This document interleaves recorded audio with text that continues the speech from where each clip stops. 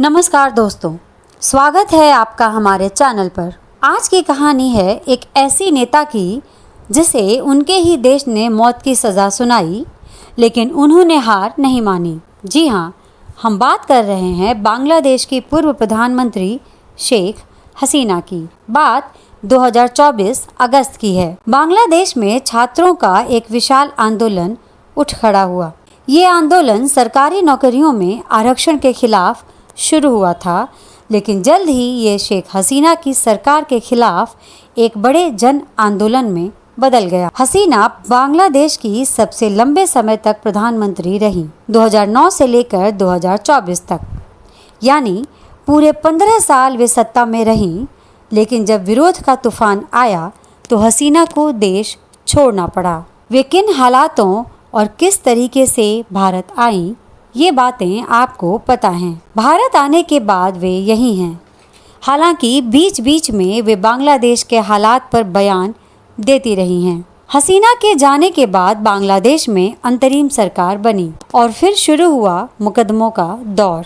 बांग्लादेश के international crimes tribunal ने हसीना को जुलाई 2024 के छात्र आंदोलन के दौरान हुई हिंसा में मानवता के खिलाफ अपराध का दोषी पाया। ट्रिब्यूनल के मुताबिक हसीना ने आंदोलनकारियों पर ड्रोन, हेलीकॉप्टर और घातक हथियारों के इस्तेमाल का आदेश दिया था। उन्हें 5 आरोपों में दोषी पाया गया। नवंबर 2025 में ट्रिब्यूनल ने शेख हसीना को मौत की सज़ा सुना दी। लेकिन दोस्तों, शेख हसीना ने इस फैसले को सिरे से खारिज कर दिया। एक न्यूज़ चैनल को दिए इंटरव्यू में उन्होंने कहा, ये फैसला न्याय नहीं है। ये एक गैरकानूनी, असंवैधानिक और राजनीतिक रूप से प्रेरित प्रक्रिया का हिस्सा है। उन्होंने कहा, यह फैसला उनकी पार्टी अवामी लीग को कमजोर करने के लिए दिया गया। और फिर उन्होंने एक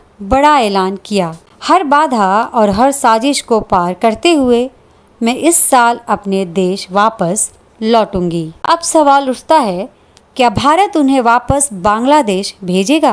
बांग्लादेश की अंतरिम सरकार ने नवंबर 2025 में ही भारत से हसीना के प्रत्यर्पण की आधिकारिक मांग कर दी थी, लेकिन भारत ने अब तक कोई ठोस जवाब नहीं दिया है। विदेश मंत्री एस जयशंकर ने साफ कहा कि ये हसीना का अपना फैसला है। भारत अतीत में भी मानवीय आधार पर कई देशों के प्रत्यर्पण का अनुरोध ठुकरा चुका है। हसीना के मामले में भी राजनीतिक उत्पीड़न की आशंका एक बड़ी वजह है। भारत के विदेश मंत्रालय ने कहा है कि वह बांग्लादेश की स्थिरता और लोकतांत्रिक हितों के लिए प्रतिबद्ध है। शेख हसीना कोई साधारण नेता नहीं है। 1981 में 6 साल के निर्वासन के बाद और अपने परिवार की 1975 की हत्या का दर्द उठाते हुए वे पहली बार बांग्लादेश लौटी थी। उन्होंने 5 बार प्रधानमंत्री का पद संभाला और अपना पूरा जीवन बांग्लादेश के विकास को समर्पित कर दिया। उनके कार्यकाल में Padma bridge, metro rail, Rooppur nuclear power plant और मतारबाड़ी डीप सी पोर्ट जैसी परियोजनाएं पूरी हुईं। बांग्लादेश दक्षिण एशिया की सबसे तेजी से बढ़ती अर्थव्यवस्थाओं में गिना जाने लगा। तो ये है शेख हसीना की कहानी। एक नेता जो मौत की सज़ा के बावजूद झुकने को तैयार नहीं। एक नेता जो कह रही हैं, मैं लौटूंगी। लेकिन सवाल ये है, क्या बांग्लादेश उनके लिए तैयार है? क्या लोकतंत्र और कानून का राज वहां बहाल होगा? और क्या भारत इस पूरे मामले में कोई बड़ा कदम उठाएगा? ये देखना अभी बाकी है।